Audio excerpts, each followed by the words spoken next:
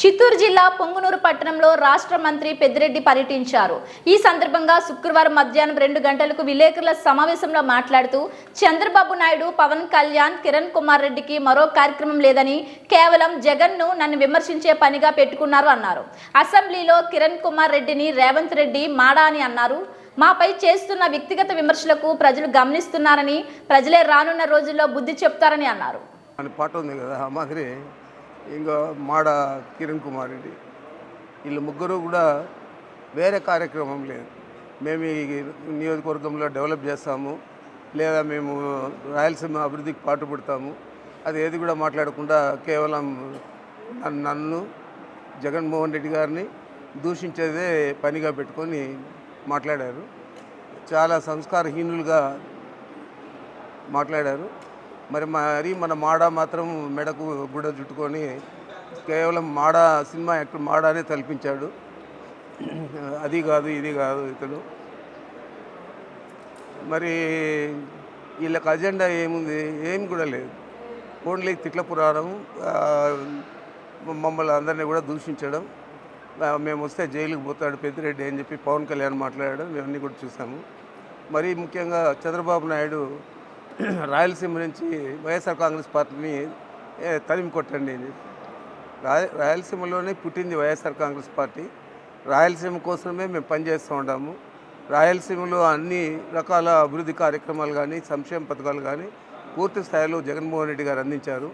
రాయలసీమ వాసులందరూ కూడా సిద్ధంగా ఉన్నారు 52 స్థానాలలో 50 స్థానాలు లేదా 52 స్థానాలు గెలిపించడానికి.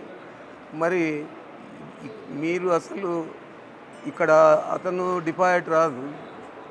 పవన్ కళ్యాణ్ నిలిచిన చోట ఓడిపోతాడు.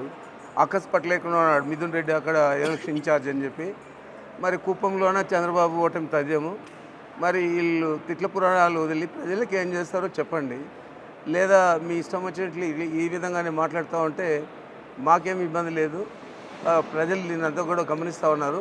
దీనివల్ల ఇంకా ఎక్కువగా వైఎస్ఆర్ కాంగ్రెస్ పార్టీకి మేలు జరుగుతుంది తప్ప కీడు జరిగే ప్రసక్తే లేదు.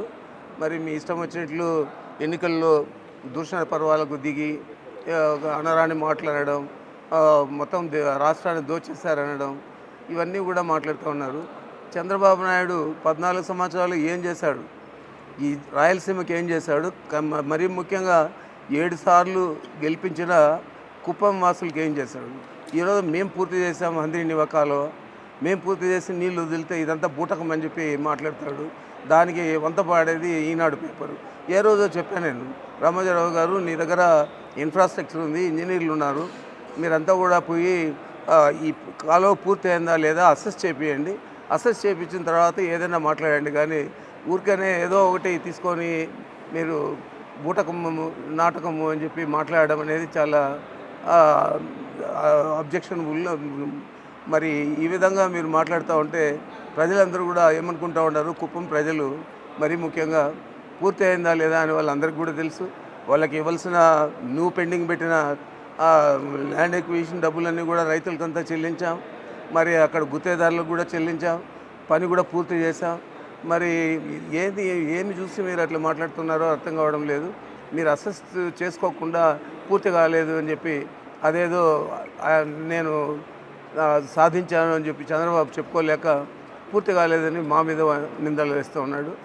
అది పూర్తి అయిందా లేదా అనేది ఒక ఇంజనీరింగ్ టీంని పెట్టి అసెస్ చేసి చెప్పాలి. చంద్రబాబు నాయుడు మంచి వ్యక్తి అయితే ఇతను ఎంతసేపటికి అక్కసంతా పట్టలేకుండా ఉన్నాడు. లోకల్ బాడీ ఎలక్షన్స్ ఓడిపోయాయి, సర్పంచులంతా ఓడిపోయారు కుప్పంలో.